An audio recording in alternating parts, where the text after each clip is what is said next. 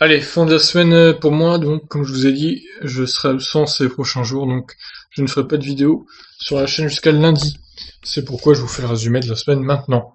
Alors, petit aparté, j'avais oublié de publier le résumé de la semaine précédente. J'avais fait la vidéo, mais j'ai juste oublié de la mettre en fait. Bon, bizarre. C'est pas grave, hein, c'est pas une catastrophe, mais ce résumé-là, je voulais le faire quand même. Donc j'ai quand même fait 23 vidéos cette semaine du coup malgré qu'il y ait quelques jours en moins, donc c'est pas si mal. On commence avec le Triton Model H, la démesure à l'américaine, donc. Vous voyez, c'est un espèce de gros SUV américain, donc qui aurait 200 kWh de batterie. Il doit faire au moins 3 tonnes, enfin c'est n'importe quoi, l'autonomie est annoncée à 1100 km. Ça j'ai de gros doutes, hein, vu la taille du truc, mais bon. Passons. Tesla prépare son propre Google Maps, donc c'est toujours lundi ça. Donc Tesla qui travaillerait sur du coup le fait de cartographier la Terre entière avec ses propres véhicules en circulation. Intéressant à suivre. On poursuit avec Honda qui s'associe à une entreprise française pour recycler ses batteries. Donc ça c'est une bonne nouvelle pour le coup. Je vous laisse aller voir ça. On poursuit avec les ventes de voitures électriques qui se portent bien chez Kia malgré la crise sanitaire actuelle. Bon alors, les ventes de voitures électriques qui se portent bien par rapport aux voitures thermiques actuellement, évidemment, ça reste bien en dessous, mais bon, par rapport au pourcentage de voitures totales qui vendent chez Kia, bah du coup, les voitures électriques, c'est pas trop mal. Poursuivons. Une nouvelle étude comparant la pollution des voitures électriques à celle des voitures thermiques. L'électrique a toujours l'avantage. Alors on m'a dit dans les commentaires, oui, mais c'est une ONG écologique, machin, truc, oui, mais bon, le fait est qu'il y a plein d'études qui disent ça, donc c'est pas un hasard au bout d'un moment. Il faut se rendre à l'évidence, les voitures électriques polluent moins que les thermiques, que ça vous plaise ou non, les anti-VE. Donc voilà, c'est comme ça, il faut l'assumer, il faut l'assumer. Donc poursuivons. Ford prépare son second SUV électrique basé sur la plateforme MEB de Volkswagen, donc ça j'avais déjà dit il y a plusieurs mois, mais là c'est clairement en préparation, toute la machine est lancée, donc peut-être un nouveau SUV Ford révélé courant 2020, qui sait. Airways lance un prototype de robot chargeur des voitures électriques. Alors ça m'a fait assez rire comme actualité. C'est une espèce de robot automatisé qui charge les SUV Airways du coup. Et peut-être que ça marcherait avec d'autres voitures électriques d'ailleurs. Mais en tout cas, c'est assez marrant. C'est un espèce de robot donc automatisé et qui se trouve sur les parkings. À voir si ça pourrait être lancé.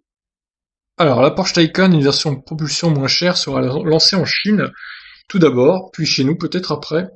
Donc on parle d'une Porsche Taycan qui ferait à peu près 400, un peu moins de 400 km, peut-être plutôt de 360, 350 peut-être. Et ouais, évidemment ça équivaudrait à une batterie beaucoup moins grosse qu'actuellement, ce qui veut dire environ 70, peut-être 75 kWh maximum, hein.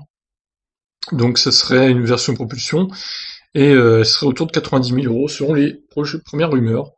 Nous attendrons de voir ça, si ça se révèle vrai ou pas. Alors, la connectivité premium devient aussi officiellement payante en France. Donc ça, on le savait déjà que ça allait passer payant, mais bon, maintenant c'est officiel. Donc attendez-vous à raquer 10 euros par mois si vous avez acheté votre voiture après une certaine date qui est inscrite dans la vidéo. Alors, une rumeur concernant peut-être plus d'aide à l'achat concernant les voitures électriques pour relancer le marché de l'automobile et avantager encore plus les voitures électriques. Bon, c'est encore des rumeurs, hein, rien d'officiel, ça serait bien, évidemment. Bon, on verra bien si ça se produit ou pas. J'en reparlerai si c'est le cas. Alors, Subaru qui préparerait un SUV électrique basé sur une Toyota, donc avec l'aide de Toyota, on va dire, et qui aurait 400 km non, 500 km d'autonomie même. Donc, il serait dispo peut-être fin 2021. À voir. Alors, selon Elon Musk, le Cybertruck peut flotter, donc voilà. Si vous êtes chaud pour aller à la mer avec, faire l'utiliser en tant que bateau, pourquoi pas, libre à vous après, hein. Chacun prend les décisions qu'il veut, hein. C'est votre véhicule. Non mais bon, c'est vraiment, il dit ça, mais c'est pour vraiment rassurer les gens qui passeraient dans des flaques assez hautes. Donc le Cybertruck pourrait flotter quelques secondes, mais bon, évidemment, il s'agit pas d'en faire un amphibie, hein. C'est pas du tout le but. Alors, petite actu concernant la Xpeng P7. une conduite autonome de niveau 3 pour la Xpeng P7, donc qui pourrait être une bonne alternative à Tesla. Évidemment, comme on a dit dans les commentaires, elle n'est pas sortie encore vraiment cette voiture, donc on ne sait pas vraiment de quoi elle est capable. Pour l'instant, c'est beau sur le papier, mais à voir dans la réalité. Alors, ils convertissent sa Model S 75D en Model S P100D Ludicrous. Donc voilà, le mec en gros a racheté des pièces d'une voiture accidentée de chez Tesla, la batterie et compagnie, et il a posé ça sur sa Model S 75D, et il a revendu les pièces de la 75D pour se faire un petit bénéfice dessus, et c'est le côté que 13 000 $. Voici en gros l'histoire. Alors, la Model S Performance gagne encore en accélération, bientôt sous la barre des 2 secondes de 0 à 100. Et oui, mais elle a encore gagné un dixième, donc c'est le 0 à 100 qui se fait en 2 secondes 5 maintenant. Toujours plus collé au siège. L'Opel Mokka électrique arrivera début 2021, selon les premières rumeurs. Mais évidemment, il reprendra la batterie et le moteur des actuelles voitures de chez Peugeot et de Citroën, c'est-à-dire 46 kWh utiles de batterie et 136 chevaux. Alors les chevaux ça va, mais comme j'ai déjà dit, 46 kWh utiles de batterie c'est pas énorme. Surtout pour une voiture qui arrivera en 2021. Ça, c'est pas très folichon comme j'ai dit, et même en 2020 d'ailleurs, hein. C'est pas dingue. Hein. Donc, on passe à jeudi avec les voitures électriques sur le bon coin, vu que j'arrête pour la semaine. Donc je fais mes annonces aujourd'hui jeudi. Donc j'ai trouvé notamment un mini Hummer électrique à 15 000 €, un truc pour sans permis, pour que les enfants de 14 ans peuvent conduire. Alors j'ai pas trop trouvé d'infos dessus, hein. A priori il aurait 100 km d'autonomie. Est-ce que c'est des batteries au lithium ou au plomb, je ne sais pas trop, faudrait se renseigner, mais j'ai trouvé ça assez marrant, c'est pour ça que je l'ai mis en miniature. Je vous laisserai voir ça. Alors il y a eu pas mal d'actu ce jeudi. Ford Mustang Cobra Jet 1400, un dragster électrique, le 400 mètres en à peine 8 secondes. Voilà ce que prévoit Ford avec cette voiture qui est une fusée hein, pour le coup. Elle sera jamais commercialisée, je vous rassure. Mercedes abandonne les voitures à hydrogène. Bonne ou mauvaise décision? À vous de me dire. Moi, je trouve qu'ils ont raison. Personnellement, l'hydrogène, c'est surfait. Donc, c'est pas encore pour maintenant qu'il y aura des voitures abordables en hydrogène. Il tente de sortir de sa Model 3 en roulant en autopilote. Ça, c'est un youtubeur pour avoir des vues, donc il a fait une connerie. Bon, il n'y a pas eu d'accident a priori, mais bon, je vous conseille pas évidemment de sortir par la fenêtre quand votre voiture roule.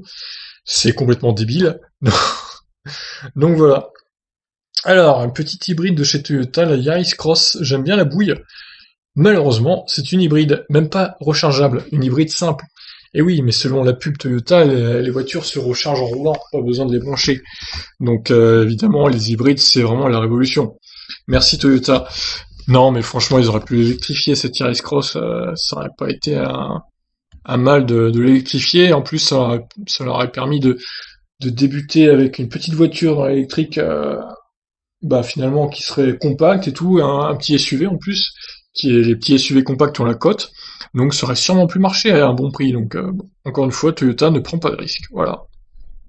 Kawasaki prépare une moto électrique, la Kawasaki Endeavor EV. Donc voilà, 100 km d'autonomie, 26 chevaux, c'est pas ouf, mais il travaille dessus, hein, Kawasaki. Je pense que de toute façon, les motos électriques, ça va mettre un peu plus de temps à se démocratiser que les voitures électriques. Bon, ça y est, on y viendra aussi, hein, mais ça va mettre un peu plus de temps. Et on termine donc avec une étude.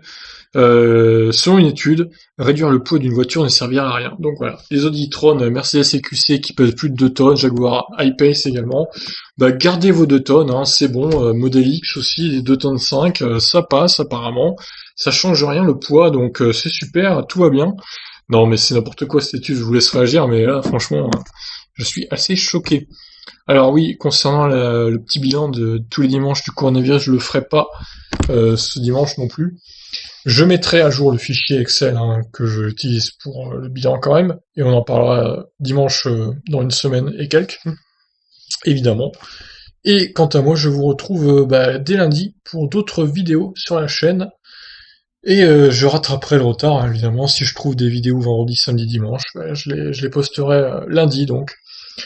Vous ne manquerez aucune actu, je vous le promets. Voilà, sur ce, c'est tout pour moi, je vous laisse, à lundi, bonne fin de semaine à vous.